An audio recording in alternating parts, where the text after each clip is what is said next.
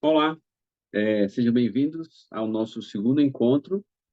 E hoje nós vamos abordar aplicações de números complexos em geometria. Então, para dar uma motivação do que nós vamos fazer, eu vou apresentar aqui um problema clássico, que é o teorema de Morley. Então, ele tem o seguinte enunciado: você pega um triângulo qualquer, e aí em cada um dos ângulos você trissecta ele, né? A gente está acostumado a bissectar um ângulo, né, com as bissetrizes, mas aqui nós vamos trissectar os ângulos. E aí esses segmentos que nós estamos usando para trissectar os ângulos vão determinar três vértices, P, Q e O, como indicado na figura. E o teorema de Morley afirma que esse triângulo PQO sempre é equilátero. Tá? Nós vamos provar isso no final do nosso encontro de hoje. Então, vamos começar com alguns preliminares e alguns exercícios elementares.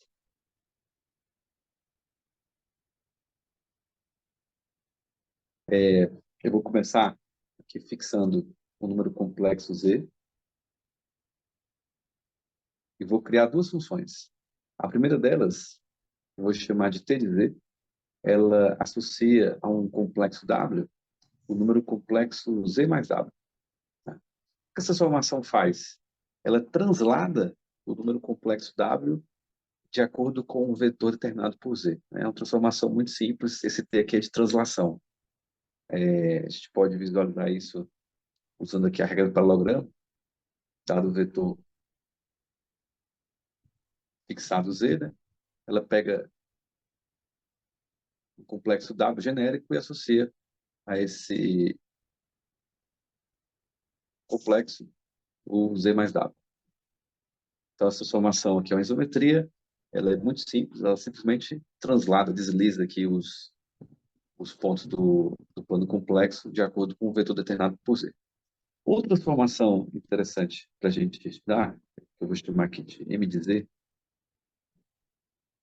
ela consiste em multiplicar o W genérico por esse complexo Z que nós fixamos. Vamos estudar com mais cuidado o que ela faz, qual é a cara dela geométrica aqui no plano, né?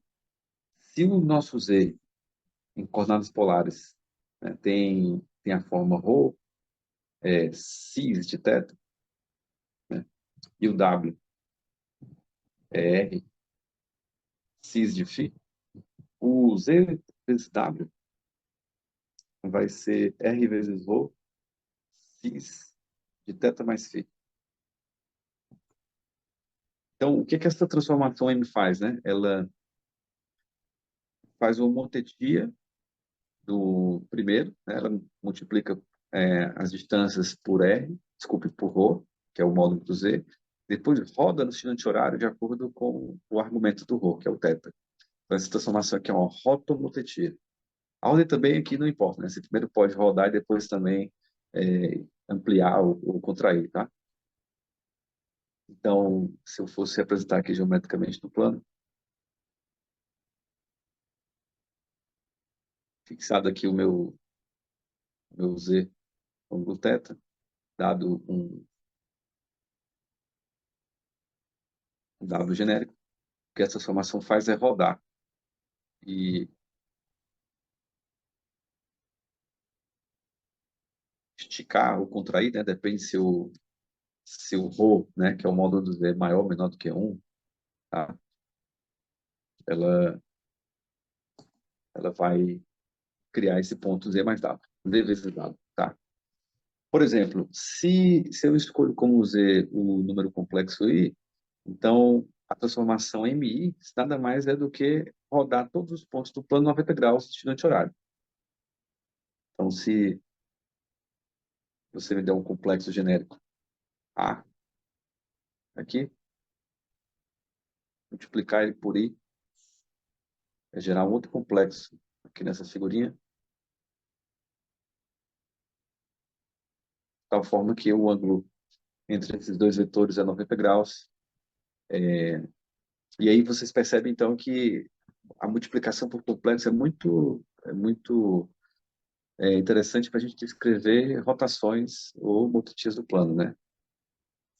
E aí nós vamos explorar agora isso no próximo problema, que é muito folclórico.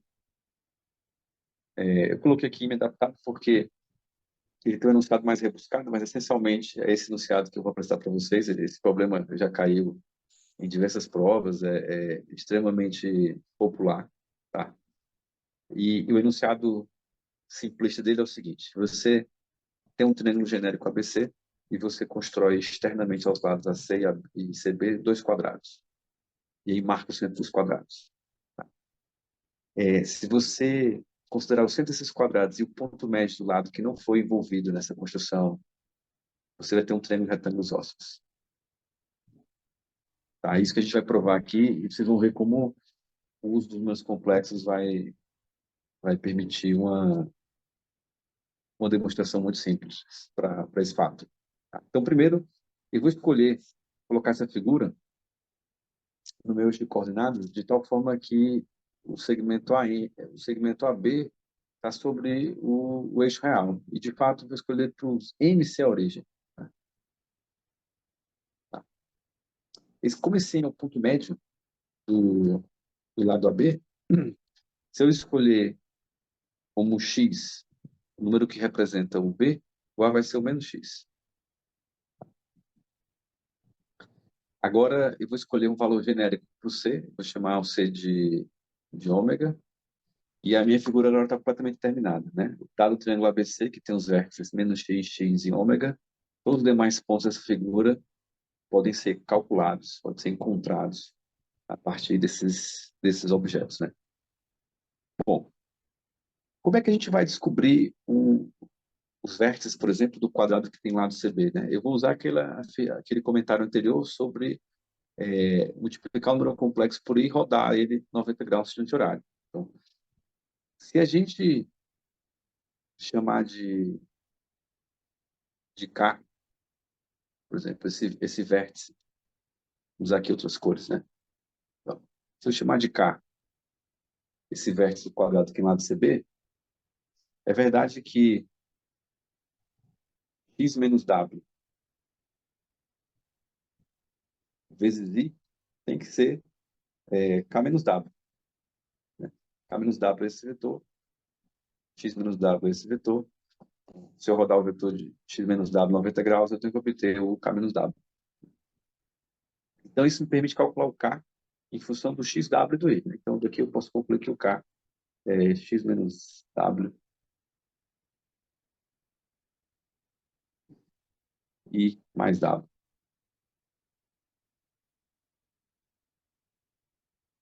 Bom, o próximo passo é achar o centro desse quadrado, né?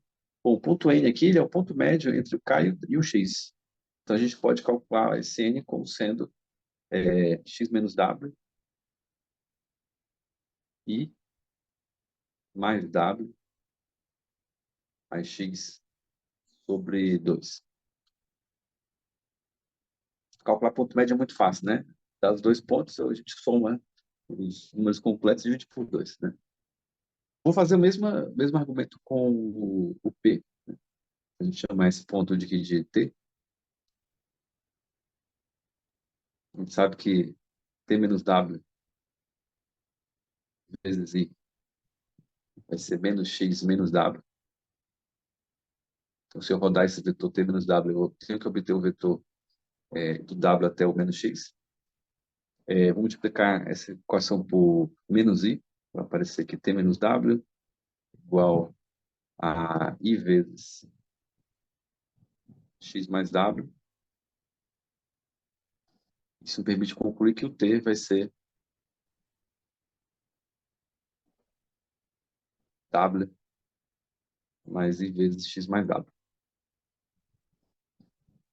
Novamente, calcular aquele ponto médio, que é o P, né? É fácil também. Então, o P vai ter que ser W menos X mais I vezes X mais W sobre 2. Pronto, então agora o cenário que nós temos é o seguinte: temos a origem aqui no meu plano. Eu tenho dois números complexos, que são os centros daqueles quadrados. Bom, se a gente mostrar que dá para obter o complexo que representa o P simplesmente rodando 90 graus o complexo que representa o N, nós vamos poder concluir tanto que MN é igual a PM, quanto que o ângulo entre eles é 90 graus. Tá? Então, para verificar que aquele triângulo é retângulo em M, né, basta a gente provar o seguinte, que ao multiplicar esse ponto por I, eu vou obter esse ponto. Vamos fazer essa conta agora. I vezes N vai ser I vezes esse X menos W vezes I, vai ser menos X menos W, mais I vezes X mais W sobre 2. Isso aqui é exatamente o P. Tá? Daí, MN é igual a PM e o ângulo, né? PMN a 90 graus. Pronto, isso conclui o nosso primeiro exercício. Tá? Eu vou parar por aqui. Bom, agora para o nosso próximo exercício, eu quero ainda continuar explorando propriedades de rotação ou motetia com números complexos e vou me perguntar quando, quero caracterizar quando um certo vértice, um certo triângulo de vértices A, B e C é equilátero. Então, vou desenhar aqui no meu plano complexo um triângulo genérico. Quero saber se existe alguma condição algébrica sobre esses três números para que me garanta que esse triângulo é equilátero. Né? Então, um primeiro passo que a gente poderia fazer para responder essa pergunta é calcular o quociente entre C menos A e B menos A.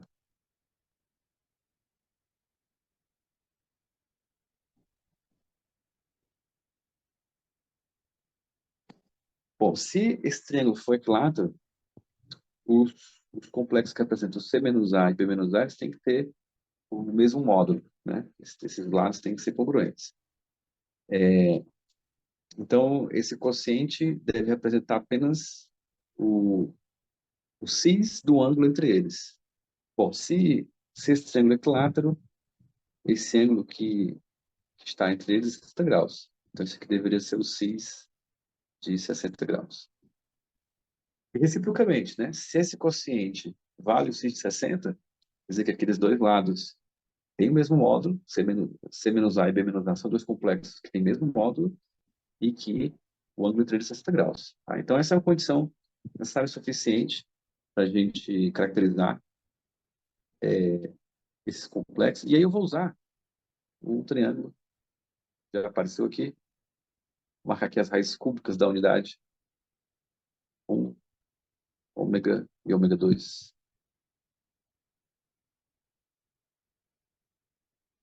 Que, só lembrando, essa raiz que eu estou marcando é menos 1/2 mais i raiz de 3 sobre 2.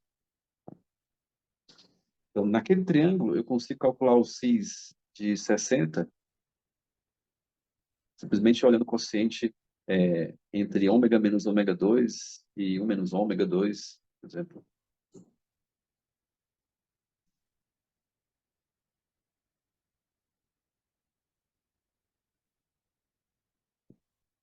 Tá? Se a gente fatorar o termo de cima, isso aqui é a mesma coisa que ômega vezes 1 menos ômega sobre 1 menos ômega sobre 1 mais ômega. A gente pode lembrar que 1 mais ômega é a mesma coisa que menos ômega 2, então isso aqui é ômega sobre menos ômega 2, então é menos 1 sobre ômega. Se preferir, isso aqui, como 1 é ômega 3, né? Isso aqui é menos ômega 2. Tá? Então a gente tem aqui uma caracterização simpática do, de quando o triângulo ABC ele é equilátero, né? Quando C menos A sobre B menos A por menos ômega 2. Tá? Bom, eu vou reescrever isso de outro jeito.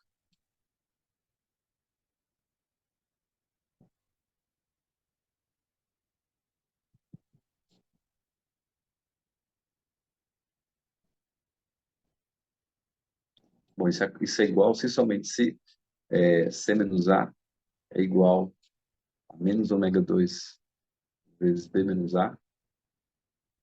Isso acontece somente se C menos A é menos ômega 2B mais ômega 2A. Aí agora eu vou transferir todos os membros para o lado esquerdo. Vai aparecer aqui A vezes menos 1, menos ômega 2,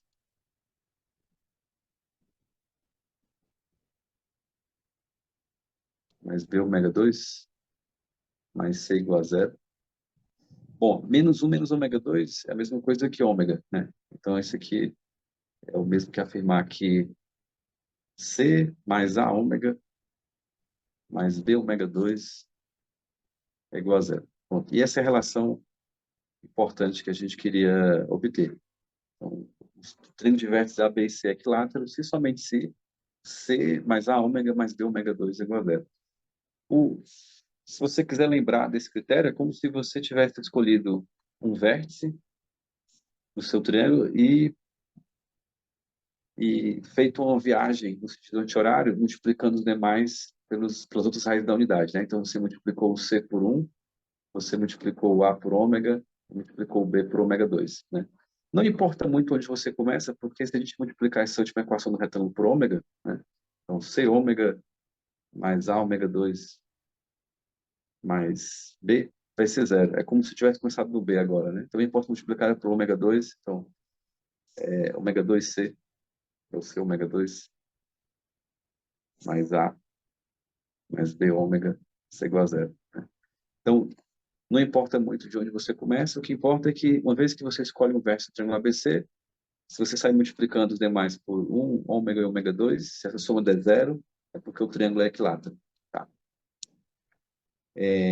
Feito isso, vamos colocar em prática esse resultado. Então, vamos agora resolver um exercício que folcloricamente atribuído ao Napoleão, mas existe muita controvérsia sobre isso, a gente não vai entrar nesse mérito aqui. Esse exercício diz o seguinte, que é conhecido hoje, esse exercício até se chama Teorema de Napoleão, mas ele diz o seguinte para a gente, se você construir um triângulo, se você construir triângulos equiláteros externos aos lados, corta, corta.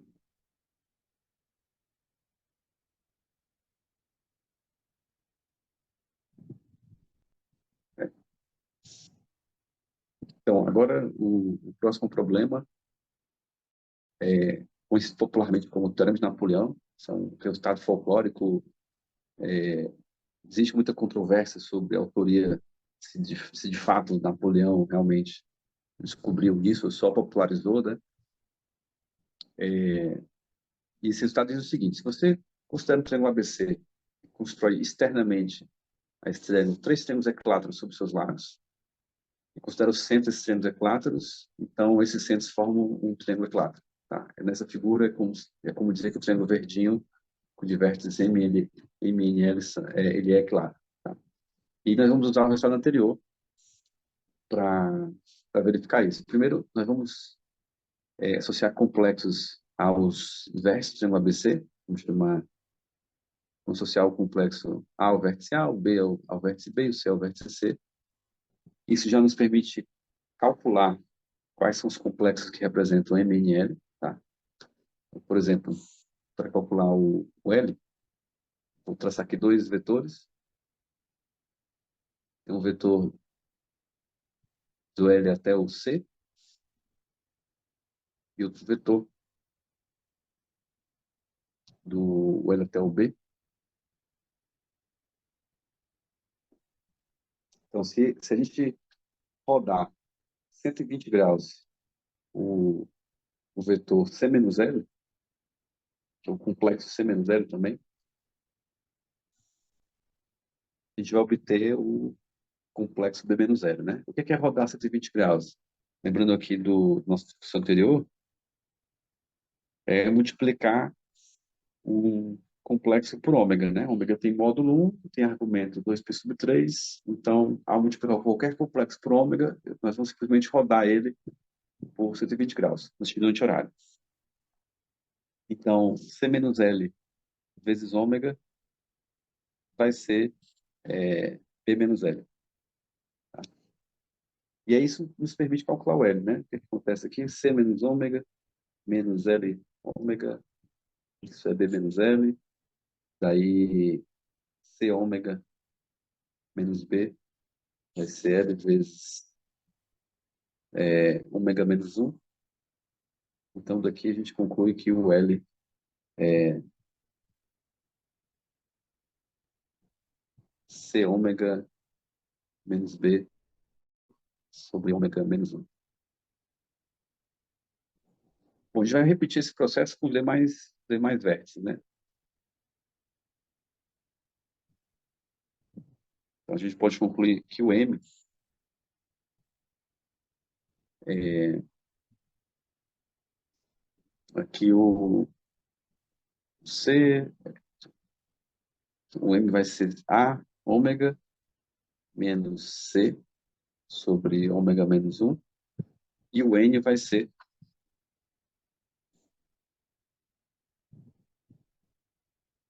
indo aqui também para analogia, vai ser B ômega menos A. Tá?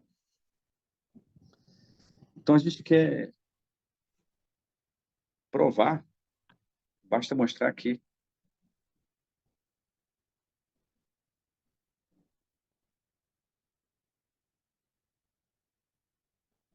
aquela soma que nós descobrimos no quadro anterior, né, que é 1 vezes L mais ômega vezes M mais ômega 2 vezes N, tem que dar zero.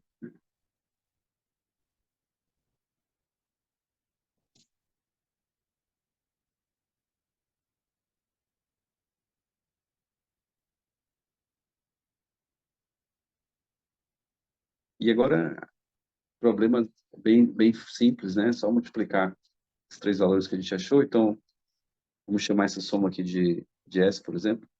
Então, S vai ser C ômega menos B sobre ômega menos 1,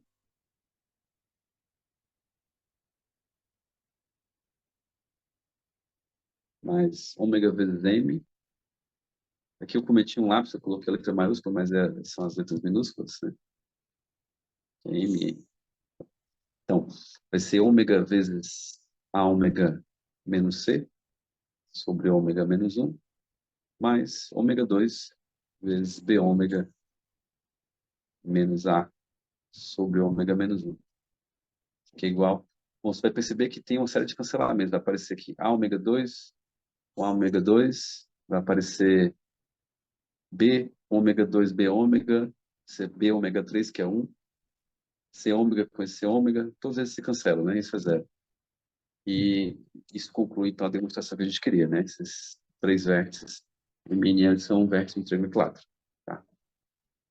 Bom, vamos, então, após esses dois primeiros exemplos mais simples, agora abordar problemas olímpicos. Né? Então, vamos agora resolver um exercício da Olimpíada Internacional de Matemática 75. Tá? A gente tem a seguinte configuração. Né? Dado um triângulo ABC, aí, externamente esse triângulo são construídos três triângulos, AQC, ABR e BPC, e são dados alguns ângulos desses triângulos que foram construídos. Né? Alguns ângulos valem 45 graus, outros valem 30 e outros valem 15. Tá? A gente quer provar que o ângulo entre os segmentos IR e PR da figura vale 90 graus e que esses dois segmentos têm o mesmo comprimento. Tá? Então, esse problema ele vem exercitar ideias que a gente já explorou aqui. E por que isso? Né? Porque fazer mais uma vez para a gente ter experiência, ganhar, desenvolver uma certa heurística aqui para atacar esses problemas. Né? A primeira observação é que muitos dos ângulos que aparecem aqui na figura são múltiplos de 15 graus, né? Então, vai ser natural a gente escolher aqui, definir como ômega o cis de 15 graus. Isso porque... opa, acabou que eu fiz algo. Desculpa aqui, pronto. Isso porque com esse ômega eu vou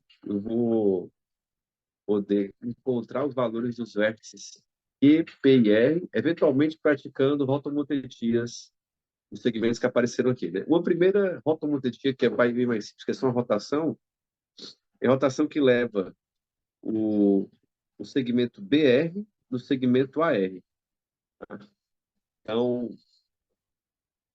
para descobrir um complexo que apresentaria o vértice R, eu vou designar para cada vértice uma letra minúscula, como se fosse um complexo associado. Então, o vértice A vai ser o Azinho, E vai ser o Qzinho, daí em diante.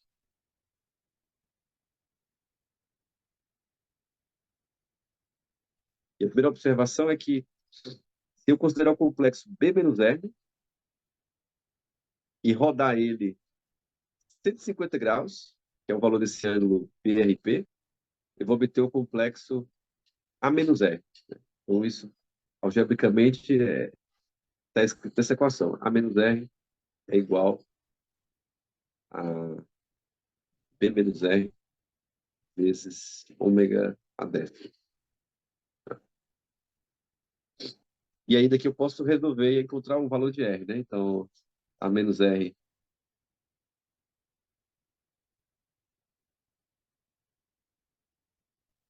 é B vezes ômega décima, menos R ômega décima, R vezes ômega décima menos 1.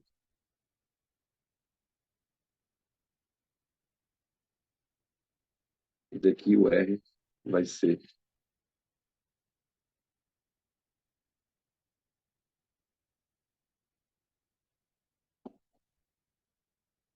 Bom, tem algumas relações que a gente pode inserir aqui no quadro sobre o ômega que vão ser úteis nos próximos passos, inclusive até para reescrever essa fórmula que eu achei para o R, de jeito mais simpático. Só é o seguinte, ó. Se a gente calcular ômega a 24, obviamente isso aqui é 1, esse ômega ele é uma raiz de 24 da unidade, a primeira relação mais elementar. Segundo é que se eu calcular ômega a 12, eu vou dar meia volta, né, nessa diferença, como rodar 70 graus, né? Isso aqui é menos 1. E ômega sexta é rodar 90 graus. Então, isso aqui é o I.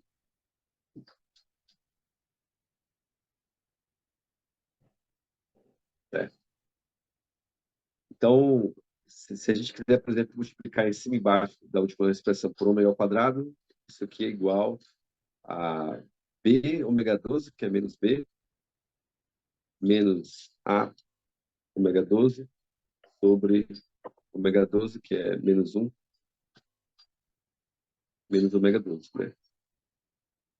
A gente tem essa cara para o R. Então, vamos fazer agora a mesma coisa para achar o P e o Q. Só que tem uma sutileza nessa relação à cor anterior, porque os segmentos BP e CP eles não são iguais, né? Mas isso não é problema, porque a gente pode usar aqui a lei dos senos para descobrir qual é a razão entre os segmentos CP e BP. Então, o segmento CP tem esse comprimento. Está para o segmento BP, tem esse comprimento, assim como o seno de 45 graus, raiz de 2 sobre 2, sobre o seno desse seno que é 30 graus, que é o meio, né? Esse aqui é raiz de 2. Então, a gente já sabe qual é a relação entre os comprimentos de CP e BP. Então, qual é a ideia agora? Bom, como esse ângulo equivale a 105 graus, porque é 180 menos 30 menos 45, né? Se a gente rodar um complexo C menos P por 105 graus, no sentido anti-horário, e encolher ele ao fator raiz de 2, a gente vai descobrir, vai conseguir encontrar o complexo B menos P, certo? Ou seja, é como se agora essa equação ela representa o que eu quero escrever para vocês, né? B menos P é o complexo C menos P polido, né? Para o fator raiz de 2 multiplicado por ômega a 7. 105 graus é 7 vezes 15 graus, né? Da mesma forma como a gente isolou o R na equação anterior, eu posso isolar o P, e aí eu vou descobrir esse valor. P vai ser, já fiz a continha aqui, vai ser raiz de 2B menos C ômega sétima sobre raiz de 2 menos ômega sétima. Mesma equação, mais ou menos a mesma equação que eu fiz para encontrar o P, eu vou usar para encontrar o Q, tá? Vou usar mesmo lei dos senos aqui no AQC. Eu sei que existe uma relação de fator raiz de 2 entre o AQ e o QC. Se a gente rodar o A menos Q por 105 graus, no sentido anti-horário, a gente vai descobrir o complexo C menos Q, tá? Então, com essa estratégia, a gente pode encontrar os três complexos aqui importantes para resolver o exercício, que é o valor do R, o do Q e o do P, tá? E que conta a gente quer fazer para descobrir, para provar essa informação do enunciado, né? A gente quer calcular o quociente Q menos R sobre P menos R. Se a gente conseguir encontrar esse quociente, a gente, por exemplo, descobrir que esse quociente vale I, nós vamos poder concluir duas coisas. Como I tem módulo 1, a gente vai poder concluir que o módulo de Q menos R é igual ao módulo de P menos R, né? E segundo, é que como I é o cis de π sobre 2, isso quer dizer que o complexo Q menos R foi obtido do P menos R por rotação de 90 graus. E aí conclui tudo que o problema pede. Tá? Então, nosso próximo trabalho aqui é calcular Q menos R sobre P menos R. O problema agora virou um problema de álgebra, ou seja, eu tenho três números complexos, tenho a fórmula de três números complexos, e aí eu quero fazer uma conta e verificar que essa conta dá I. Tá? Nós vamos fazer isso no próximo quadro. Então, a conta que a gente quer fazer é essa que está aqui nesse slide, tá? Eu já escrevi a conta para a gente ganhar tempo. Então, Q menos R sobre P menos R, como eu falei, é aquele quociente das quatro frações que apareceu, tá? Se você expandir essas duas frações de cima e embaixo, você vai obter esse quociente azulzinho aqui. E aqui eu vou usar as minhas reduções, né? Eu vou lembrar que menos 1 é ômega 12. Então, eu posso trocar aqui no numerador menos 1 por ômega 12 e cancelar, apareceu ômega quinta, tá? Se ômega quinta eu multiplico esse bem embaixo da minha fração, vai aparecer raiz de 2 ômega quinta menos ômega 12, que é mais 1, né? Embaixo, vamos ter 1 menos raiz de 2 ômega sétima. E agora vem um trabalho um pouco braçal aqui de tentar fazer essa fração, escrever essa fração explicitamente como parte real e parte imaginária do numerador e denominador e verificar que um é o múltiplo do outro por um fator de I, né? Para lograr esse êxito, a gente vai fazer mais ainda uma mudança, fazer um subterfúgio algébrico que de multiplicar esse embaixo por ômega ao cubo, tá? Por quê? Porque ômega ao cubo, ômega ao quadrado e ômega quarta são, são complexos fáceis da gente escrever com parte real e parte imaginária, né? Ômega ao cubo é o cis de 45, ômega ao quadrado é o cis de 30 e ômega quarta é o cis de 60. Então, eu escrevi explicitamente aqui esses complexos, cis de 45, 30 e 60. Ocorrem cancelamentos, né? E aí, no final, a gente percebe que o resultado dá I. Tá? Então, isso prova que realmente aqueles dois segmentos são iguais e o ângulo é 390 graus. Tá? Então, para esse tipo de problema, né, que tem muita simetria rotacional, que a gente consegue calcular proporções de segmentos com facilidade, é muito natural querer usar números complexos e transformar o problema de geometria em problema de álgebra. Né? Então, vamos dar prosseguimento, resolvendo aqui mais um exercício da IMO. Temos agora o seguinte cenário, né? Temos um quadrado ABCD, e aí, internamente, nós vamos construir quatro triângulos isósceles, que é o ABK, o BCL, CDM e o ADN, como mostra a figura. E em seguida nós vamos conectar esses segmentos LK, KN, MN e LM e marcar seus pontos médios. Tá? Marcamos aqui na figura. E depois nós vamos marcar os pontos médios dos 8 lados do triângulo que não fazem parte dos lados do quadrado, né? Então a gente vai ter aí 12 pontos médios e a gente quer mostrar que eles são vértices de um dodecágono. Então, esse é um bom exercício para a gente praticar aquele critério que caracteriza quando três números complexos são vértices de um triângulo equilátero, né? Então, vamos começar escolhendo aqui um sistema de coordenadas apropriado. Vamos colocar a origem no centro do quadrado e, pensar aqui que a origem está rotacionada aqui com 45 graus, né? No seguinte sentido, eu vou colocar para o número 1 ser o complexo que representa o vértice A, para o I ser o complexo que representa o vértice B, né? Nesse cenário, o C vai ser o menos 1 e o D vai ser o menos I, certo? Pronto. Agora, a gente vai calcular o complexo que representa o vértice K. Vamos usar aquele critério, né? A gente escolhe aqui os vértices do triângulo ABK. Eu vou percorrer esses vértices em sentido horário e multiplicá-los pelas três raízes cúbicas da unidade, né? Então, K vezes 1, como a ABK é equilátero,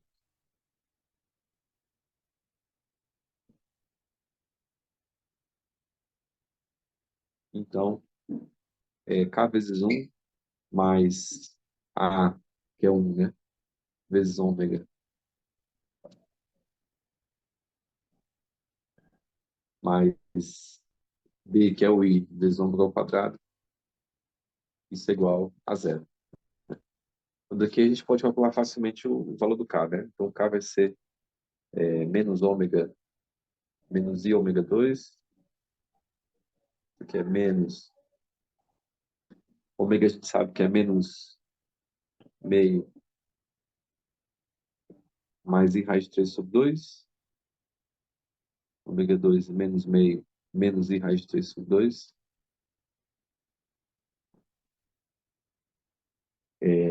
E aí nós vamos ter o seguinte número, raiz de 3 menos 1 vezes menos I menos 1. Tá? Esse é o K. Bom, de forma análoga, a gente pode encontrar o L e o M. E o N, né? O L vai ser raiz de 3 menos 1 sobre 2 vezes 1 menos I. O M vai ser raiz de 3 menos 1 sobre 2 vezes 1 mais I. Obviamente tem uma simetria aqui rotacional, né? Se você for rodando os vértices K, L e N, ao rodar um você obtém o próximo, né? E o N vai ser a combinação que falta, menos 1 mais I. Pronto. Então, com esses quatro vértices, fica fácil agora calcular os pontos médios, né? Vamos calcular, por exemplo, um desses pontos médios, que é o ponto médio de K, né? Vou marcar aqui no desenho. Vou fazer isso aqui no próximo quadro. Bom, esse ponto médio é raiz de 3 menos 1 sobre 2 vezes menos 1 menos I, mais 1 sobre 2. E aí, isso é igual a... Vou faturar esse raiz de 3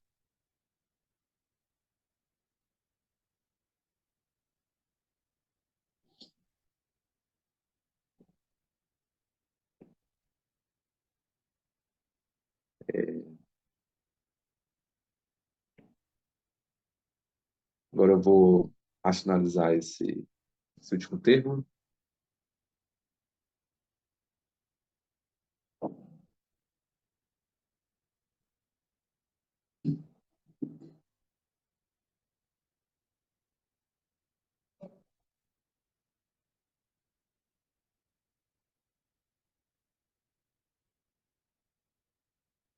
E aqui vai aparecer raiz de 3 sobre 2 menos isso sobre 2. Isso aqui é o cis de 330, que é a mesma coisa que é elevado a 2π sobre 12 vezes 11π. Né? Então, uma conta análoga nos permite provar que todos os outros pontos médios que nós calcularmos, eles vão ter essa cara, vão ter o componente raiz de 3 menos 1 sobre 2 vezes o E elevado a 2π sobre 12 K i, esse K variando de 0 até 11. Tá? E aí, consequentemente, eles vão ser os vértices de um dodecágono. A gente sabe até que esse dodecágono está escrito no diferença de raio 3 menos 1 sobre 2, que é esse coeficiente que apareceu aqui. Né? Então, isso conclui o problema, se a menos de fazer essa repetição de contas, né? Que é totalmente análogo, tá? Uma vez que a gente terminou aqueles pontinhos, é realmente fácil achar os outros demais pontos médios. E isso mostra aqui mais uma aplicação daquele critério que caracteriza quando três vértices formam um triângulo equilátero. Tá? Vamos aqui para mais um exercício da Olimpíada Internacional, é o de 79. Tá? Esse problema, nós temos duas circunferências que se intersectam em A, e aí, a partir de A, dois pontos vão se mover. Aqui eu coloquei os dois se movendo no sentido anti-horário, os pontos M e N, mas vocês vão perceber que a conta que a gente vai fazer aqui é totalmente adaptável para os outros sentidos, ou se eles se moverem em um sentido e outro no outro, e outro no oposto, né? Então, vamos supor que os dois estão se movendo no sentido anti-horário. Eles partem do mesmo ponto, e a gente sabe que depois que cada um dá uma volta completa, eles se encontram no ponto A. Isso é outra maneira de dizer que a velocidade angular deles é a mesma. A gente quer provar que existe um ponto fixo no plano, de tal modo que a todo instante a distância do P para o N e do P para o N é sempre a mesma, ou seja, o P está na mediatriz do segmento MN. Tá? Então, a maneira de achar esse ponto é tirar uma foto, pegar uma configuração genérica dessa situação, desse cenário, traçar a mediatriz, né, do segmento MN e tentar investigar se essa mediatriz, ao se mover, quando o MN move, essa mediatriz vai variar, né, se ela passa para o ponto fixo. Então, esse ponto fixo deve ser o P. Tá? Então, essa é a estratégia da gente. Então, primeiro vamos obter essa mediatriz genérica. Né? Então, para isso, faz sentido a gente fazer a escolha de coordenadas sábias aqui. Então, vou escolher, por exemplo, o centro do primeiro círculo ser o número -1 e o centro do segundo círculo ser o número 1. Tá? A menos de um moteti, a menos de dilatação, né, eu posso fazer essa escolha. Veja, eu não estou dizendo que os raios são iguais, tá? Só estou dizendo que eu posso, a menos de fazer um moteti na figura, fazer que o centro de um seja -1 e o centro do outro seja o número 1. Tá? Pois bem, vamos fixar o complexo que representa o vértice A. E vamos supor que o ponto M andou aqui na primeira circunferência, determinou um ângulo de ômega. Bom, esse tem que ser o mesmo ângulo determinado na segunda. Tá?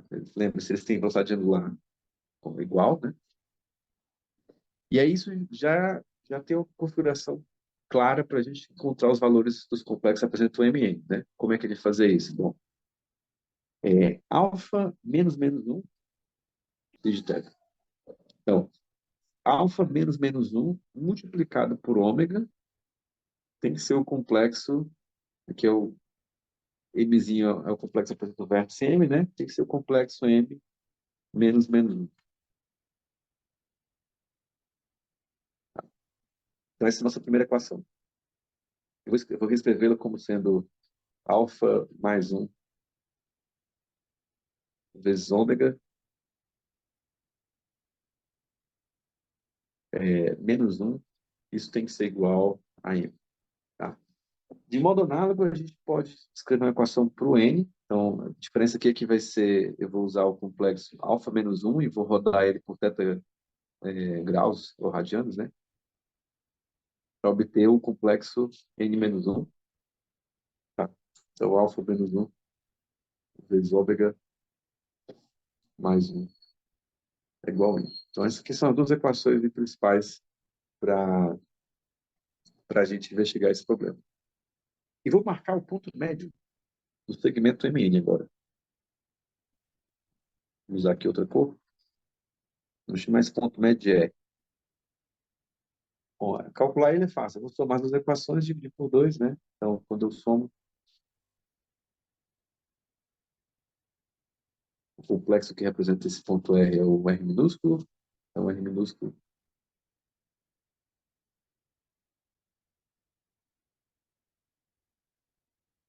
vai ser alfa ômega. Esse pontinho aqui é o alfa ômega. Então, agora vem a pergunta. Como eu caracterizo é, os pontos que estão na mediatriz do segmento MN, né? Então, o ponto genérico Z dessa mediatriz, ele satisfaz a seguinte condição. Z menos R dividido por M menos N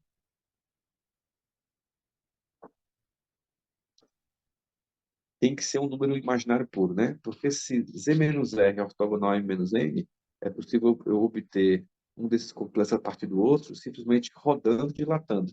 Rodando 90 graus e dilatando por algum fator, né? Então, esse conceito aqui realmente expressa a diferença de argumentos entre eles, que tem que ser P sobre 2, e isso corresponde a um número complexo, ser imaginário puro. Tá? Então, eu vou escrever ele como sendo K vezes I com K real. Isso caracteriza os pontos daquela reta vermelhinha, que é a mediatriz do segmento M. Em menos N é fácil de calcular, a gente pode olhar aqui nas nossas fórmulas, né? M menos N vai ser menos 2, mais 2 ômega. Então, nós queremos investigar aqui no próximo quadro quando que Z menos R sobre menos 2, os prefeitos já vão fatorar esses dois aqui, né? Quando 2 vezes ômega menos um ele é imaginário puro. Eu vou multiplicar em cima e embaixo pelo conjugado de ômega menos um para facilitar a nossa análise. Eu quero investigar quando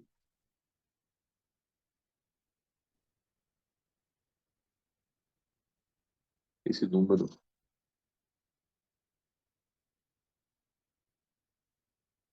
é imaginário puro.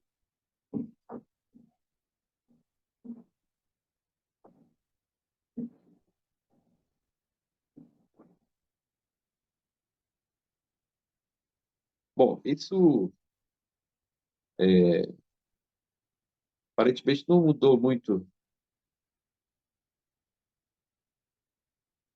nossa vida aqui, porque parece que o numerador ficou mais complicado, né? Mas a vantagem é que o denominador é real.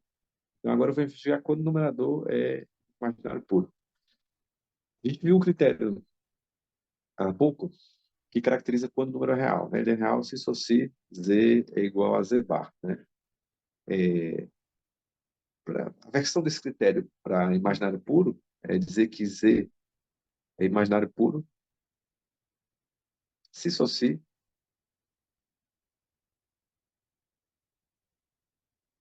a soma dele com o seu conjugado é zero, né? Porque z mais z barra é duas vezes a parte real de z, né? Então, dizer que duas vezes a parte real de z é zero é como dizer a parte real de z é zero, ou seja, ele é imaginário puro, e vice-versa, né? Então, é um critério bem fácil da gente lembrar e usar. Então, eu vou olhar o numerador e vou somar ele com o seu conjugado. Lembrando que esse R a gente calculou, ele vale, ele vale alfa ômega, né? Então, eu quero investigar a seguinte situação. Eu quero que Z menos alfa ômega vezes ômega barra menos um mais Z barra menos alfa barra ômega barra. Eu simplesmente somei o conjugado da primeira expressão, né? Eu coloquei aqui o seu conjugado. Eu quero que isso aqui seja zero, né? Bom, vou expandir esses termos. Aí, nessa expansão, é bom lembrar que ômega é cis de algum ângulo θ, né? Isso quer dizer que o ômega tem módulo 1. Tá? Então, nessas multiplicações que eu vou realizar, eu vou lembrar que ômega barra é igual. Tá? Então, aqui vai aparecer Z ômega barra menos Z menos alfa mais alfa ômega mais Z barra ômega menos Z barra menos alfa barra mais alfa barra ômega barra.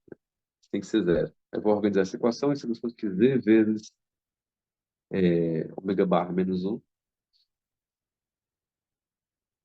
mais Z barra ômega menos um igual alfa mais alfa barra. Só lembrando que alfa aqui tá fixo, né? Ele é o complexo que representa o ponto A,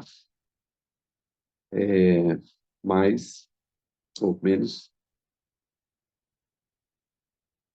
alfa barra ômega barra menos alfa ômega. Então, essa é a expressão algébrica que caracteriza os pontos que fazem parte daquela reta vermelha. O ponto está lá se somente se isso acontece, né? Bom, quando a gente variar o θ, né, eu vou variar o ômega e, consequentemente, essa expressão vai variar, né? O que nós estamos procurando é um complexo que seja raiz, né, dessa equação para tudo com ômega. E olhando aqui a simetria dos coeficientes, né, um valor que satisfaz essa equação é menos alfa barra.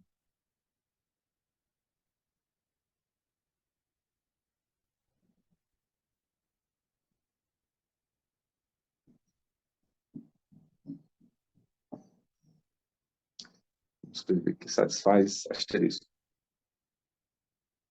Se você trocar o Z por menos alfa barra, aparece no comecinho menos alfa barra é ômega barra, que corresponde a esse termo. Vai aparecer aqui depois menos alfa barra barra, né? Ou seja, conjugado duas vezes, que é o menos alfa, que é menos alfa, depois vai ser alfa, menos alfa ômega. E as multiplicações por menos um aqui vão gerar o alfa e o alfa barra. Tá?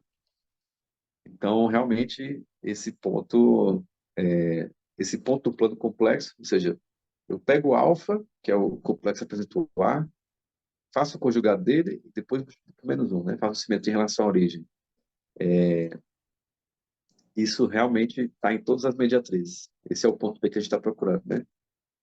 Se você quiser procurar um análogo aqui a esse tipo de análise que a gente fez, né, como se você tivesse feito uma boa figura do problema lá com GeoGebra ou algum programa ou com regra e compasso, né, e tivesse percebido que algum ponto especial do seu desenho está em várias mediatrizes, né? Esse seria um bom chute para o ponto P, né?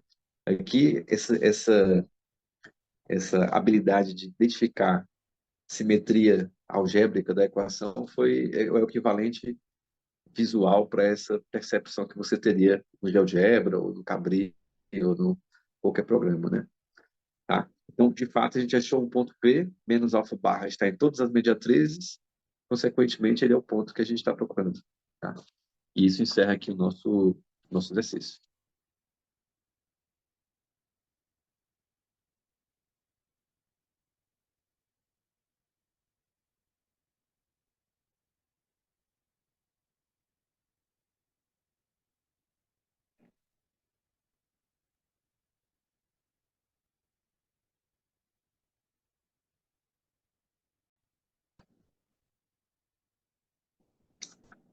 Então, vamos agora resolver mais um exercício da IMO, esse da prova de 86. Nós temos agora o seguinte cenário: três pontos do plano, chamados A1, A2 e A3, e outro ponto que é o P0. E com esses pontos nós vamos realizar a seguinte operação: a gente vai aplicar sucessivamente rotações de centros em A1, A2 e A3, sempre com o mesmo ângulo, 120 graus, e, e com isso construir uma sequência de pontos. Então, vou começar aqui com o exemplo, escolhendo o P0 aqui pertinho do A1, aí eu vou rodar esse P0 no sentido horário, vai parar bem aqui, eu vejo mais esse ponto de P1. Depois ele vai ser rodado com o centro em A2, deve vir parar aqui, vai chamar esse ponto de P2.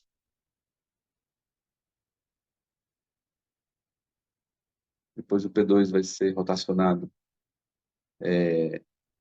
em torno do A3, deve parar bem aqui.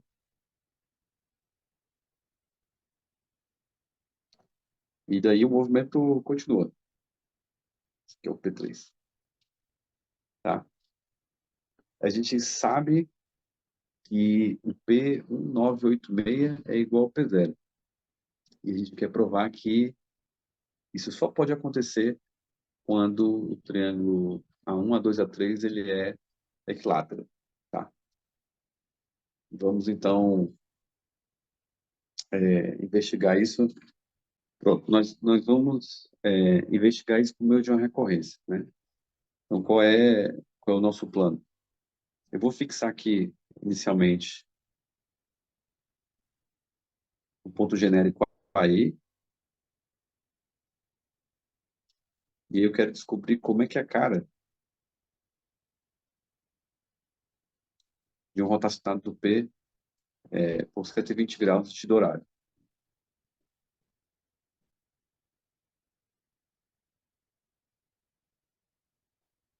Bom, a gente sabe que se eu multiplicar o P menos AI,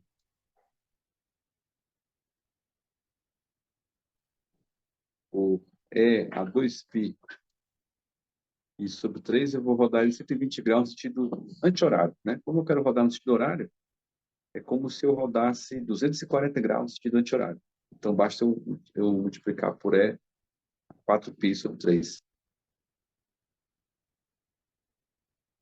Bom, então, considerar o P menos AI e multiplicar ele por E a 4π sobre 3, roda esse complexo no sentido horário, e eu devo obter aqui com ele o P' menos AI. Pronto, isso aqui estabelece uma fórmula para a gente encontrar o ponto P' a partir do ponto P. Né? O P' tem que ser, então, P menos AI vezes E a 4π sobre 3 mais AI.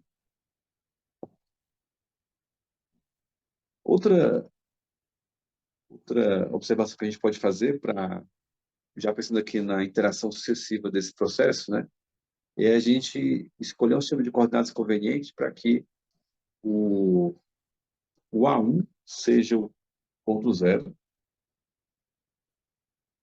Posso escolher para o eixo X conter o A1, ele vai ser o complexo zero. Posso escolher que o A2 seja o complexo 1 e o A3 vai ser o complexo de Valois, tá? Que a gente quer descobrir.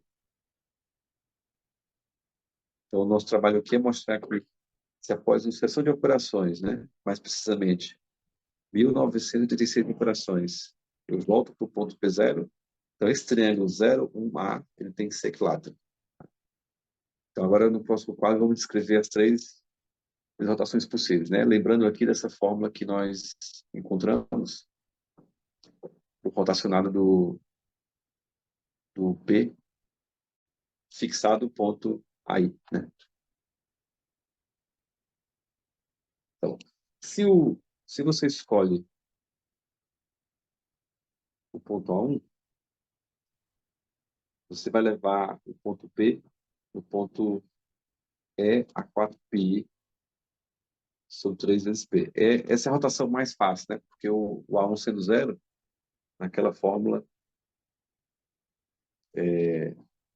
esse termo se anula, e esse termo é nulo também, então é só multiplicar por E4π, é só rodar 240 graus sentido horário. Desculpe, anti-horário. Se você roda com relação ao ponto A2, né, o ponto P é elevado no complexo E a 4π sobre 3 vezes P menos 1 mais 1. Finalmente, se você roda com respeito ao A3, você vai levar o P no E a 4π sobre 3 vezes P menos A mais A. Pronto. Então, essas são as três rotações possíveis que aparecem aqui no nosso problema. Vamos então compor três delas, né? O que acontece se eu rodar o P com respeito ao A1, A2 e o A3, né?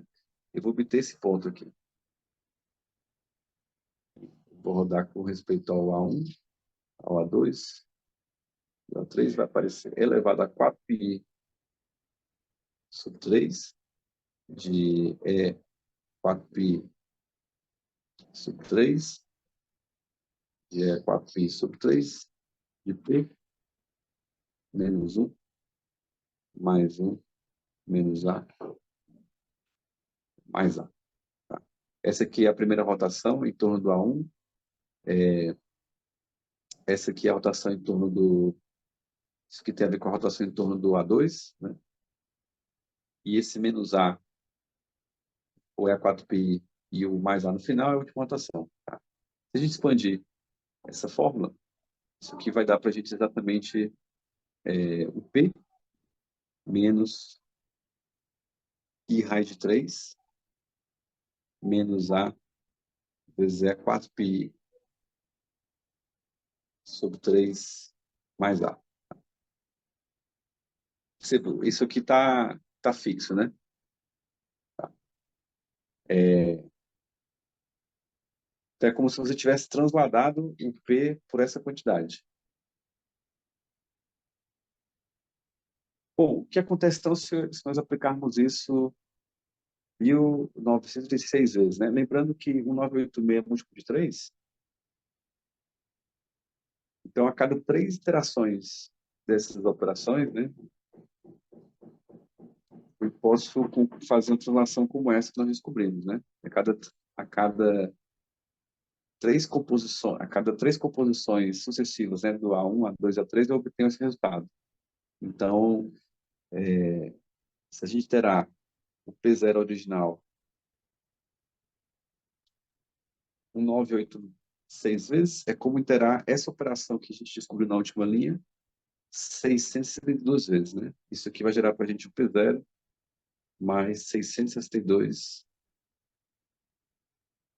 P menos, desculpa, P0, P0 não, 662 menos I raiz de 3 menos A elevado 4π sobre 3 mais A. Bom, para isso ser igual a P0 é porque o termo que multiplica o 662 tem que ser zero, né? Então é porque o menos I raiz de 3 menos A elevado a 4π sobre 3 mais A tem que ser zero. Bom, isso acontece somente se o A, a gente resolve aqui essa equação. Primeiro grau vai ter que ser o meio mais I raiz de 3 sobre 2.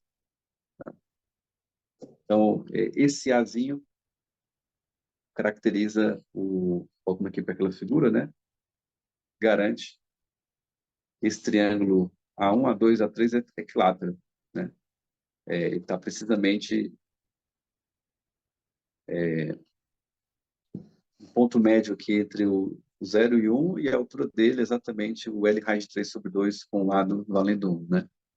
Então, isso conclui aqui o problema, tá? Essa disposição inicial de fixar os ângulos, fixar os vértices como 0, 1 e um ponto A genérico, né? Ela é claramente possível porque esse problema independe de uma dilatação, né? De uma motetia, né? Então, eu posso fazer uma motetia nele, fazer com que os vértices, em rotação, né? Fazer com que os vértices A1 e A2 caiam exatamente no ponto 0 e 1, certo? Então, isso que conclui o nosso exercício. O ponto-chave aqui foi descobrir o valor de A, né? Tá? E perceber que a cada 3 operações eu tenho uma translação do ponto P. Bom, para o próximo problema, nós vamos lembrar de uma faturação interessante, que envolve as raízes enésimos da unidade, né? Então, primeiro, vamos ler aqui o enunciado. Tem um polígono regular, escrito um círculo de raio unitário, e a gente quer encontrar o produto dessas distâncias, né? P1, P2, P1, P3. P1 é um vértice genérico desse polígono, e você quer calcular o produto da distância dele para os demais vértices, né? Então, primeiro, como esse polígono está escrito um sequência de raio unitário, né? Se eu escolher para o P1 ser o vértice 1, eu consigo garantir que o P2, né? Se eu colocar no plano complexo o P1 para ser o número complexo 1, eu consigo garantir, se eu escrever esses vértices do anti-horário, né, que o P2 vai ser o cis de 2π sobre n, o P3 vai ser o cis de 4π sobre n, e assim sucessivamente, né? Então, eu consigo garantir que todas essas raízes complexas, todos esses vértices, né, vão ser raízes linésimas da unidade.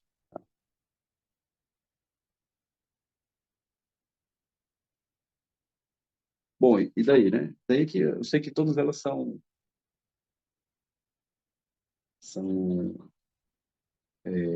potências do P2, né?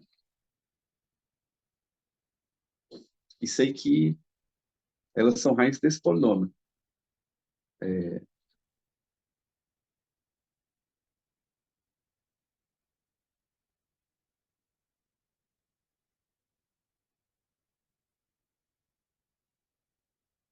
X elevado a n menos 1.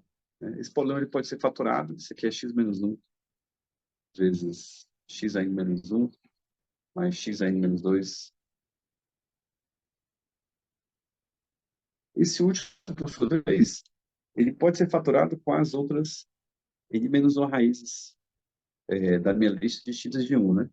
Então, ele pode ser escrito assim. Isso aqui é x menos 1 vezes x menos ômega, x menos ômega 2, x menos ômega a n menos 1.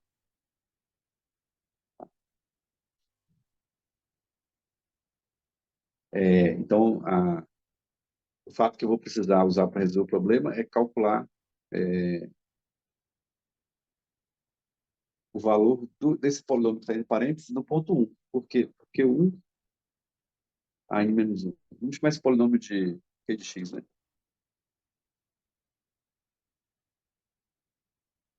Então, o q de 1 vale exatamente n, né? É como somar n parcelas iguais a 1. Então, o módulo do n, que é n, é igual ao módulo do q de 1, que é igual ao módulo dessa expressão que aparece aqui em vermelho, com x substituído pelo número 1. Então, o módulo de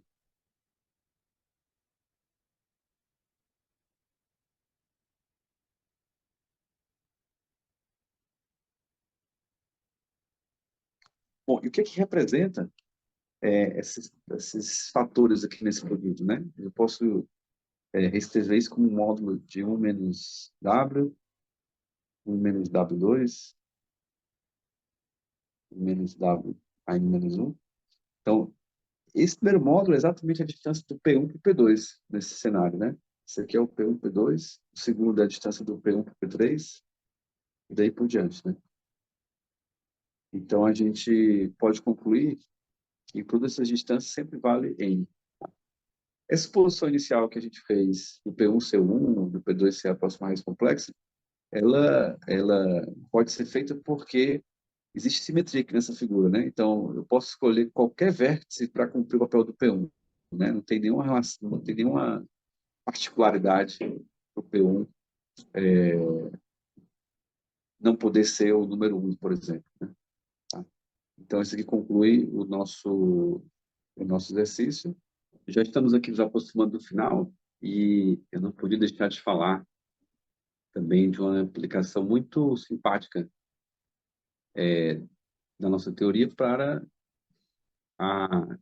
estudar um problema clássico do Ptolomeu. Tá? Então, eu quero resolver agora com vocês esse teorema de Ptolomeu generalizado, né? Eu quero provar que vale uma desigualdade que envolve algumas distâncias entre 4 pontos do plano. Então, vale a pena aqui o primeiro enunciar o enunciado clássico do teorema de Ptolomeu. Então, ele fala sobre 4 pontos que estão sob uma circunferência.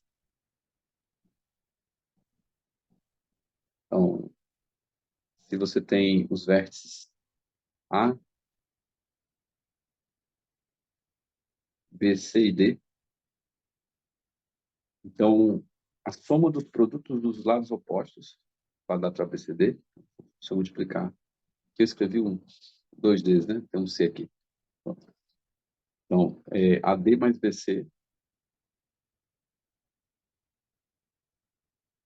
AD vezes BC, mais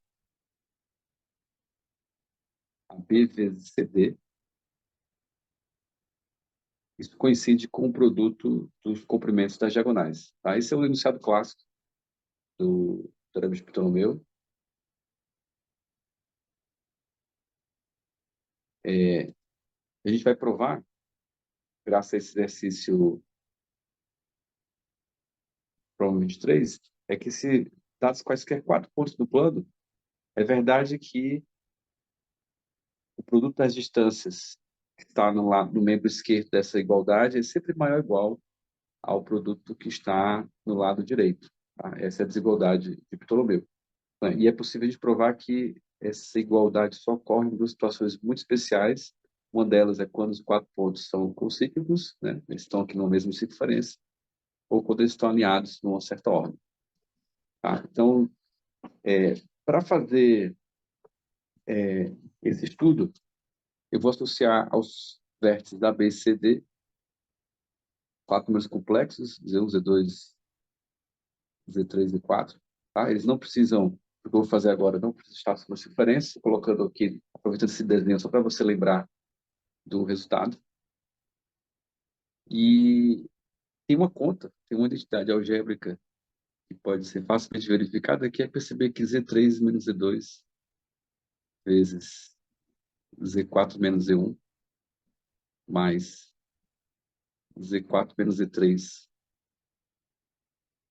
vezes Z2 menos Z1. Isso é bom vocês verificarem, tá? Nunca confiem 100% em todas as equações, igualdades, as expressões, né, que vocês enxergarem. É sempre bom pegar no papel, caneta e fazer a conta lá, tá? Então, é fácil verificar que vale essa igualdade. E aí, se a gente nomear por x a primeira parcela por y a segunda, a gente percebe que a desigualdade triangular produz a desigualdade do problema, né? Porque o membro direito é módulo de x mais y, ele naturalmente tem que ser menor ou igual ao módulo de x mais o módulo de y. Isso é o módulo de x, isso é o módulo de y. Então, isso aqui resolve esse exercício, né? Para ter igualdade, o x e o y tem que ser um múltiplo do outro, né, por um fator real no negativo, né? Então, é como se, para ter igualdade,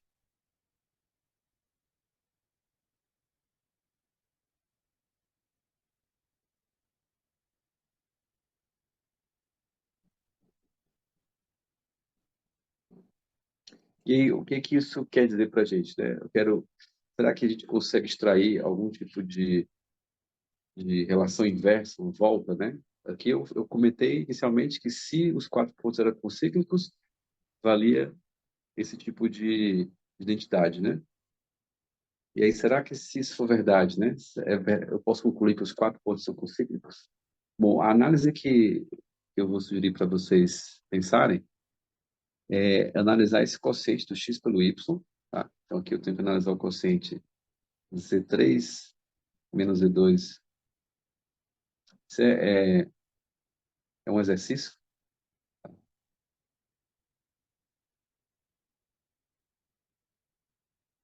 E para que esse quociente seja um real não negativo, né?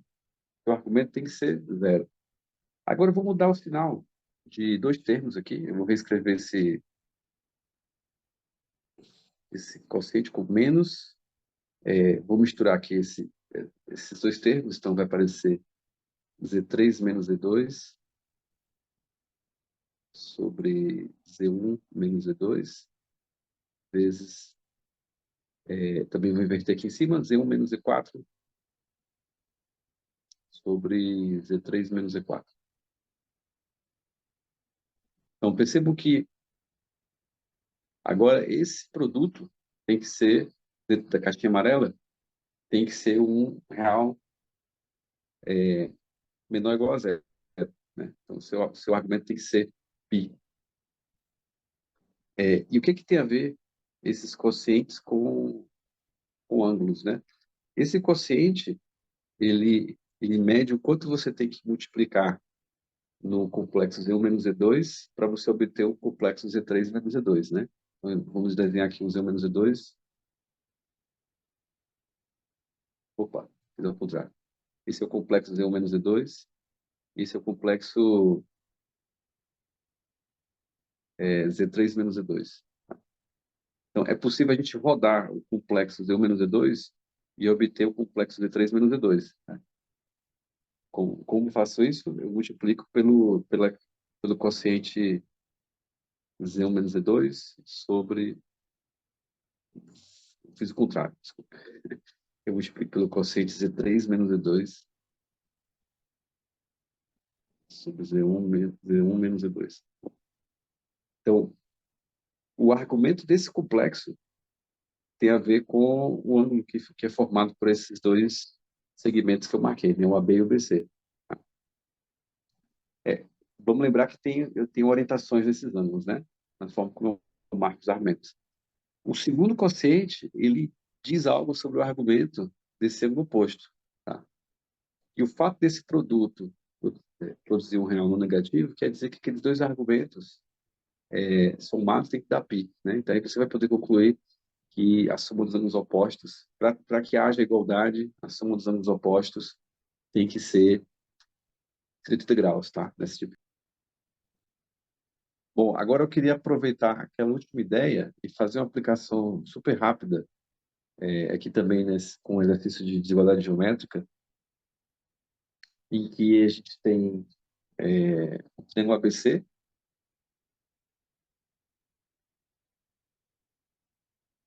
um ponto P no seu interior,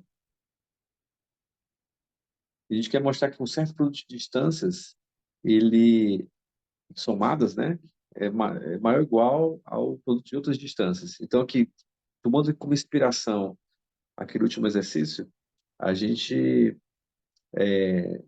quer achar alguma relação algébrica que, após ser calculada, após ser analisada por meio dos seus módulos, né, ela produz essa desigualdade. Então, eu vou usar aqui a desigualdade triangular e tentar buscar alguma identidade algébrica envolvendo os vértices e esse ponto P. Né? Então, para facilitar esse trabalho, eu vou escolher para a origem do nosso sistema de coordenadas, o ponto P, então ele vai ser o zero. O ponto A vai ser o complexo Azinho, o B vai ser o complexo Bzinho, o C, Czinho. E aí eu vou tentar ler as distâncias que apareceram no lado esquerdo dessa desigualdade. Bom, PA nada mais é do que o módulo de A, né? Então, eu vou escrever primeiro o complexo A, PB é o módulo de B, né? Então, eu vou escrever o complexo B. E AB seria o módulo de A menos B, né? Então, eu vou escrever aqui A menos B. Bom, isso aqui ainda não representa nenhuma distância. É um produto de três complexos, AB e A menos B. Eu vou fazer o mesmo com os demais termos, né? Isso aqui é BC, B menos C, mais AC vezes C menos A. Bom, curiosamente, se a gente expandir esses produtos e efetuar somas, né, a gente vai descobrir que essa soma é B menos A vezes C menos B vezes A menos C. Tá? E agora o que eu vou fazer? Né? Eu vou aplicar o módulo do lado esquerdo e aplicar a desigualdade triangular com esse aqui de x, esse de y, esse de z.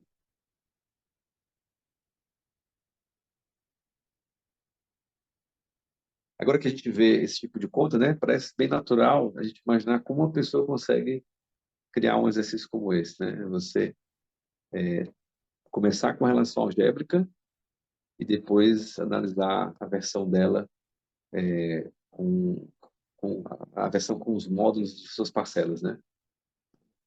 Para desigualdade triangular, temos AB vezes BC vezes AC, que é o módulo de x mais y mais z. Né? Perceba que exatamente essas diferenças correspondem aos lados do triângulo, né? Esse é o módulo x mais y mais z. Isso aqui é o menor ou igual ao módulo de x mais módulo de y mais módulo de z, né? São os três termos que apareceram aqui, né?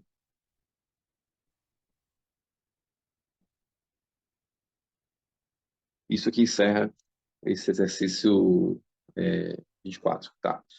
Então, antes da gente finalizar com a prova do Teorema de Morley, eu queria tecer aqui alguns breves comentários sobre a equação da reta aqui no plano complexo, né? Então, a equação da reta clássica aqui na geometria analítica é essa, né? Ax mais by igual a c. Podemos rapidamente converter esse tipo de equação na equação do plano complexo. Eu posso lembrar que se z é x mais y, o x é z mais e barra sobre 2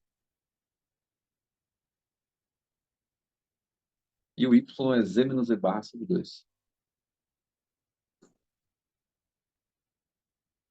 Então, aquela equação vai ter a seguinte cara agora. Vai ser a vezes z mais e barra sobre 2 mais b vezes z menos e barra sobre 2 igual a c. 2i, desculpe. 2i. Agora eu multiplico tudo por 2i.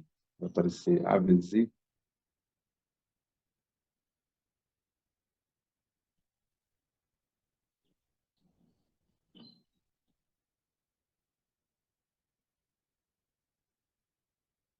E aí a gente vai poder reorganizar isso, que é a mesma coisa que z vezes b mais aí, mais e barra vezes aí menos b igual a 2c. Eu vou multiplicar tudo por i também. Agora, por quê, né? Por uma razão meramente estética. Nós gostamos de elegância, queremos ver equações bonitas. Fica mais agradável eu enxergar a mais bi ou a menos bi do que essa fórmula, né? Então, tá tudo por i.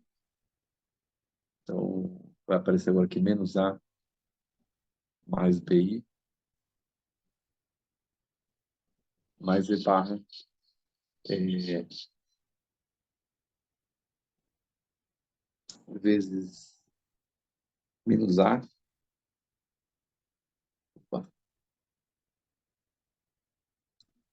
menos A menos B igual a menos 2C. Pronto, essa seria a equação típica. A gente pode chamar esse termo aqui de W. Perceba que o termo que apareceu do outro lado é o conjugado de W, né? Aí aqui vem a justificativa estética que eu falei, né? Fica bonito ver a equação como sendo ZW mais Z barra W barra igual a menos 2C. E lembrando que esse 2C aqui é um número real, né? Então essa seria a equação genérica do,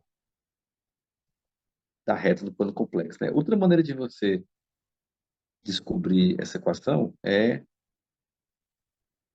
você aplicar a rotomotetia e alguma reta mais simples, bem fácil de ser descrita. Por exemplo, vamos olhar quem é o conjunto dos pontos z, tais que z mais z barra vale 1. Né? Ou seja, eu estou somando o número real com a sua parte, com o seu conjugado, isso vai dar duas vezes a parte real de z, e esse conjunto nada mais é do que o conjunto dos pontos que tem a parte real igual a meio. Então, vou desenhar aqui no... Isso é uma reta perpendicular ao eixo x. Né? Bom, qualquer outra reta do seu plano, marca a primeira reta de L e a segunda reta de S, né? Qualquer outra reta L, S do plano pode ser levada em L para um rotomotetia, né? É possível você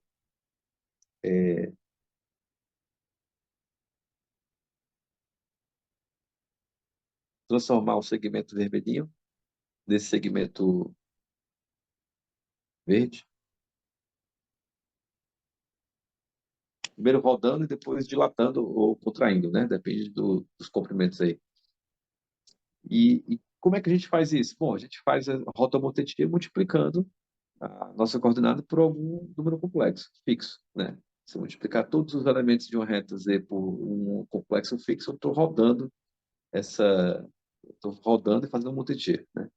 Então, se a equação da reta antes era Z mais Z barra igual a 1, eu multiplicar todas as minhas coordenadas por algum complexo fixo, seria ZW mais Z barra W barra igual a 1 também, certo? Então, é possível sempre eu escrever minha equação da reta com essa cara, né? Com essa configuração. Tá? Bom, agora também é útil eu falar de como seria uma equação da reta que passa por dois pontos de um círculo unitário. Isso vai ser útil também no nosso próximo problema. Vou avançar aqui.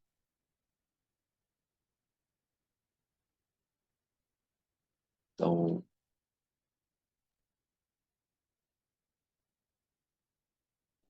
imagina aqui que esse é um círculo unitário. Aí eu quero investigar uma secante que passa por dois pontinhos, A e B.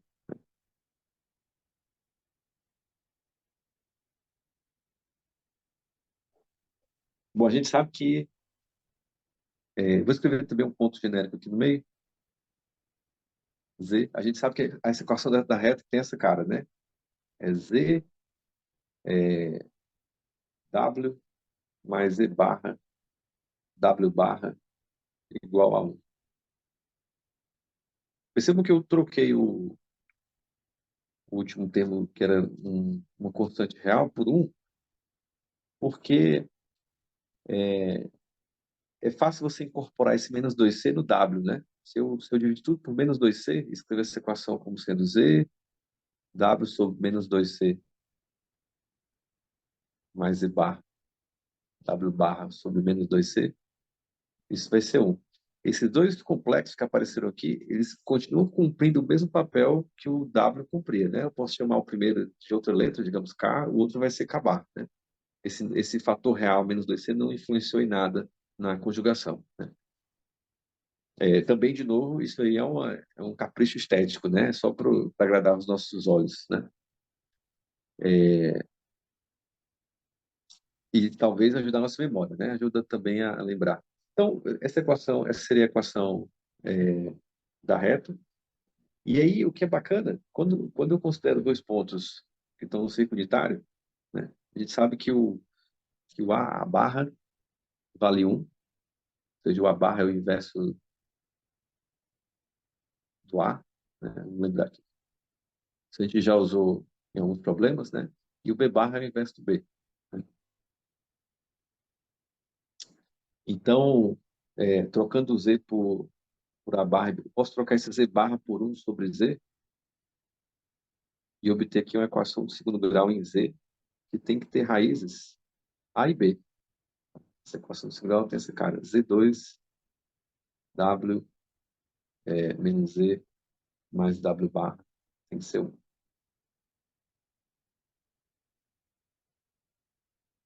Como ela tem raízes A e B, a soma, que é 1 sobre W, tem que ser A mais B, e o produto, que é W barra sobre W, tem que ser A vezes B. Ou seja, isso me permite descobrir esse valor do W, né? Então, vamos reescrever a minha equação, né? Como é que ela... O Z, o W, ele tem que ser 1 sobre A mais B, mais o W barra é AB vezes W, né? Então, é AB sobre A mais B, isso tem que ser 1. Então, multiplicando tudo agora por A mais B, a equação se transforma em Z mais Z barra AB igual a mais B. Pronto, essa é a equação da reta, de uma reta secante que passa por dois pontos A e B de um círculo unitário. Tá? Nós vamos usar isso fortemente agora no nosso próximo problema. E é fácil verificar que A e B estão nessa reta, né? Tá? Bem simples de você lembrar, né? Guardar isso na cabeça. Pronto, voltamos aqui para o enunciado do Teorema de Morley, e agora você percebeu uma figura diferente, né? Para a solução que nós vamos dar, eu vou considerar o círculo do triângulo ABC e vou fazer algumas escolhas de complexos para representar os vértices, espertas para facilitar o trabalho que se segue de encontrar explicitamente os vértices x, y e z daquele triângulo central, tá? Então, a primeira observação que eu faço é que eu posso associar aos, aos três vértices cubos de números complexos, né? Posso chamar um de A3, outro de B3 e outro de C3.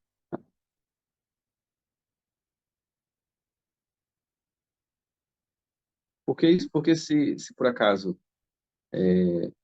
algum desses vértices tiver a forma ρ, cis, θ, eu posso simplesmente associar como a sua raiz cúbica de ρ, cis, θ sobre 3, né? Essa é uma das três raízes cúbicas que esse complexo tem. Tá? Então, para cada vértice, eu posso pensar que eu tenho associado aí um cubo de um outro complexo. E eu ainda posso fazer essa escolha do argumento desses complexos de tal sorte que eles estejam no intervalo de 0 até 2π sobre 3. Tá? Ou seja, de 0 a 120 graus. Esse é o argumento desses valores do A, B e C. Tá? De fato, para cada setor, eu posso dividir o plano em três setores, para cada desses setores eu vou ter pelo menos uma, uma raiz de A ao cubo, ou de B ao cubo, ou de C ao cubo. Né? Lembrando que as raízes cúbicas desses camaradas, eles formam sempre um triângulo equilátero, né? Então, o próximo passo que eu vou fazer para a gente encontrar as equações das retas que estão aqui pontilhadas, imaginar que operação devo fazer do A, do A ao cubo, para chegar até no B ao cubo, passando por esses pontos intermediários. Tá? Será que tem alguma operação que eu possa fazer de rota rotativa que leva um no outro? Para facilitar ainda mais o nosso trabalho, a gente vai supor que esse círculo tem raio unitário. É óbvio que essa configuração ela é invariante por uma rotativa, né? Eu posso dilatar ou contrair a figura, a propriedade de ser equilátero ou não continua sendo preservada por essa operação, né? Então, eu posso supor que esse círculo tem raio 1. Então, as primeiras hipóteses aqui, eu vou escrever, círculo, círculo, de ABC com raio 1, e eu vou supor que A está associado ao complexo ao cubo, B ao complexo B ao cubo e C ao complexo C ao cubo, com ABC desse primeiro setor, de 0 até 120.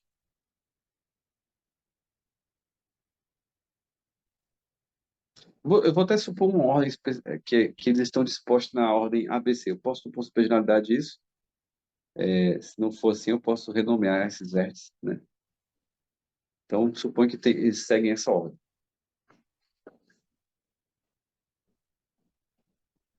O que acontece se eu multiplico algum complexo Z pelo complexo B sobre A, né?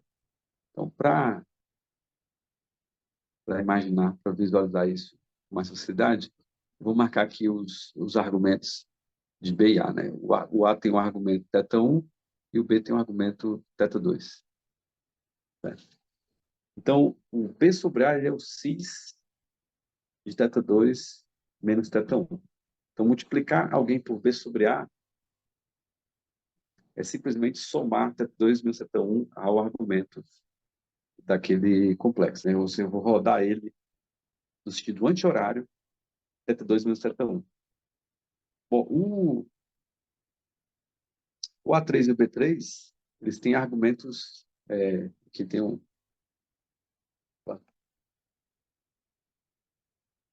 O A3 e o B3, eles têm argumentos 3θ1 e 3θ2, né? O ângulo entre eles é o triplo de θ2 menos θ1.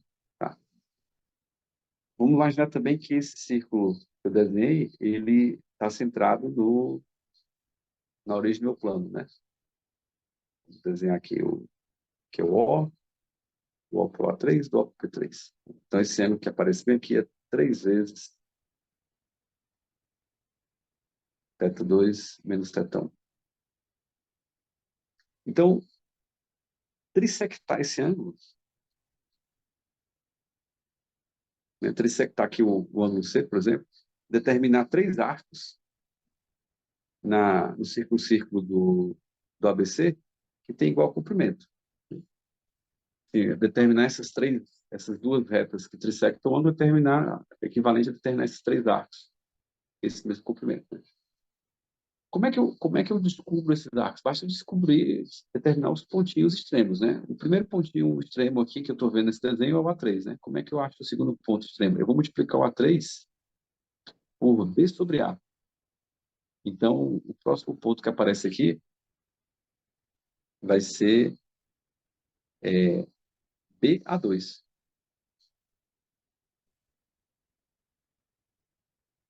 E quando eu faço essa operação de multiplicar por B sobre A, é como se eu rodasse o complexo A3, θ2 menos θ1, radianos ou graus, depende do que você usou para medir, né?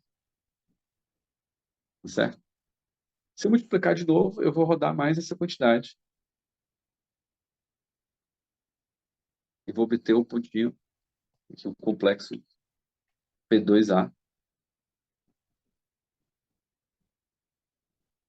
E se eu multiplicar mais uma vez, né, eu vou obter o complexo B3. Tá? Então, graças a esse quociente B sobre A, eu consigo determinar os extremos desses 3 arcos, né, com facilidade. E lembre, né, quando eu multiplico B sobre A, eu estou rodando no sentido anti-horário. Né? Exatamente. Vou fazer a mesma operação com B3, né? Vou multiplicar aqui por C sobre B. Tá? Então, vou obter o ponto B2C, depois multiplico mais uma vez, vou obter o ponto BC2. Se eu multiplicar mais uma vez, eu vou obter o ponto C3. E agora vem aquele... Você começou multiplicando o ponto A3 por B sobre A, e aí rodou no sentido anti-horário, aquela diferença de, de argumentos entre o B e o A, né? Depois, quando você multiplica por C sobre B, você roda a diferença de argumentos entre o C e o B, né? Esse é o que a gente está vendo nesse desenho. E o que aconteceria? Como é que eu faço para trissectar o arco C3A3, né? Se eu multiplicar por A sobre C, que é a relação que faltaria, né? Que seria a simetria, né? Já apareceu o B em cima, apareceu o B embaixo, C em cima, o A embaixo, não apareceu ainda o A em cima nem o C embaixo, né? Se eu multiplicar por A sobre C, eu não vou rodar no sentido anti-horário. Eu vou rodar no sentido horário, né? E não é isso que eu quero, né? Se eu multiplicar por A sobre C, eu vou fazer esse movimento, tá? Vou fazer um figura auxiliar aqui para deixar isso mais claro, para deixar essa discussão mais precisa aqui. Imagina que é a minha circunferência. Temos aqui o A3, temos aqui o C3. Se eu multiplicar por C sobre A, que é a fração que eu tinha escolhido, né, no último quadro, desculpe, por A sobre C,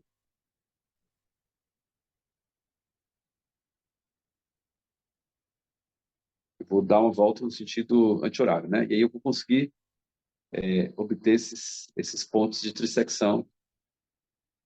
Eu termino esses três arcos X de tamanho X, né? Só que eu não quero esses três arcos, eu quero os arcos embaixo de tamanho Y.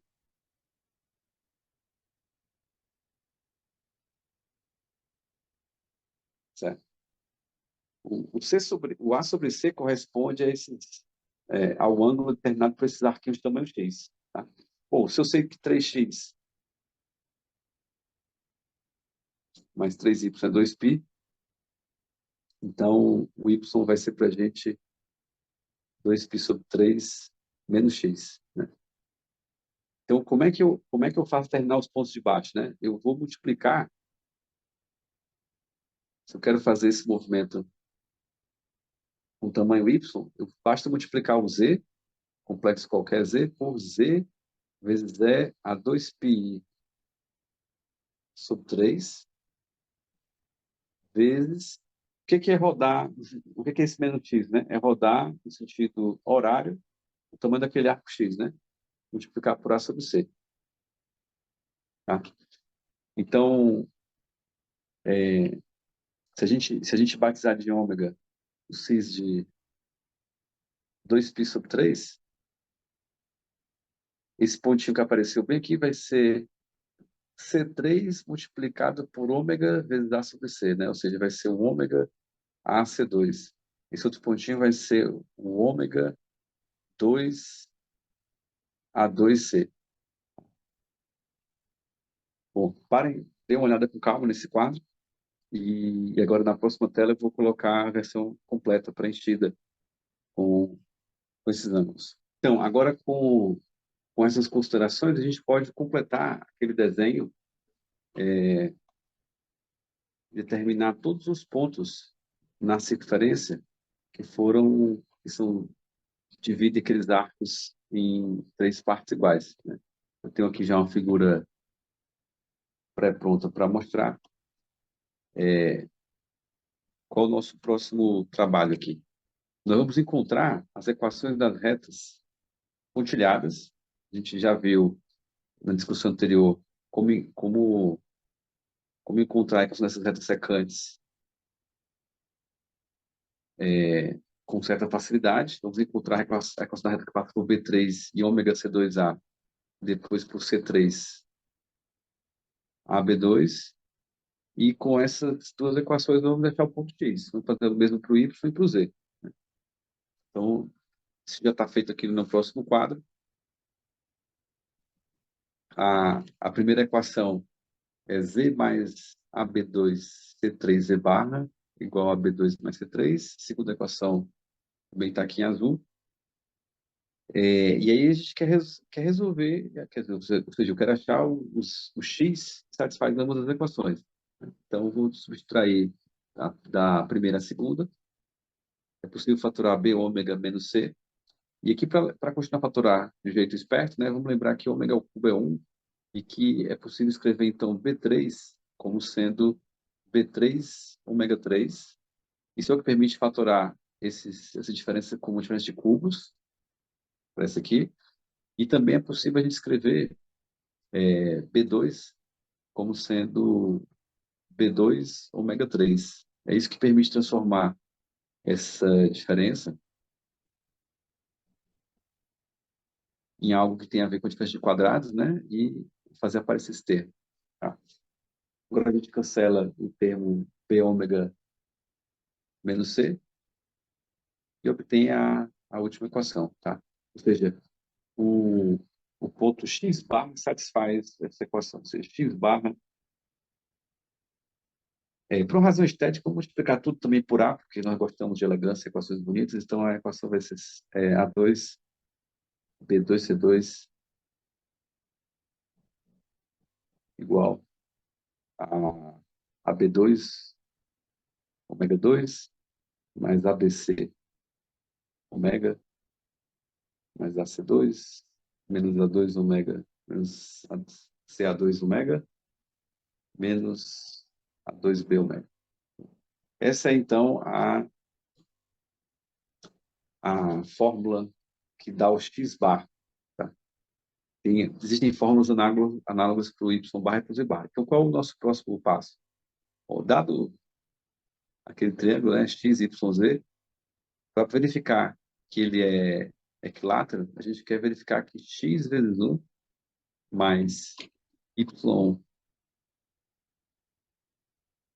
vezes ômega mais z vezes ômega 2 é igual a 1. Bom, como as equações que a gente obteve envolvem os conjugados, basta ou não, zero. Desculpe, quero provar que você quer zero.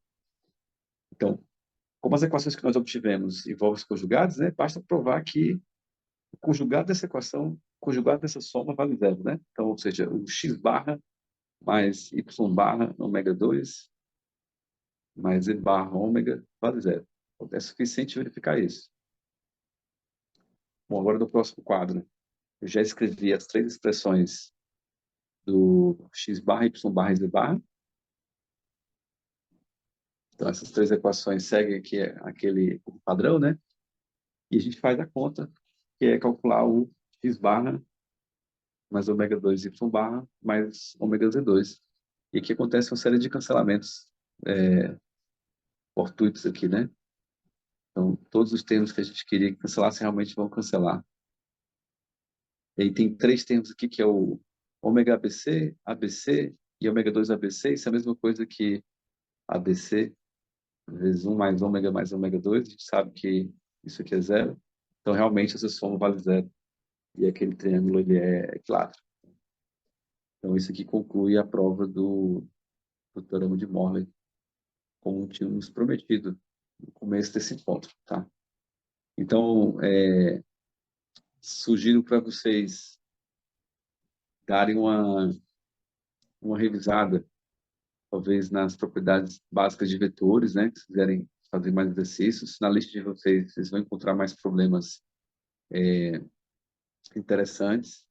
Nós também vamos colocar no final da lista algumas indicações de livros que vocês podem encontrar na internet para buscar mais problemas, tá? Então, a gente encerra por aqui esse segundo encontro e até a próxima.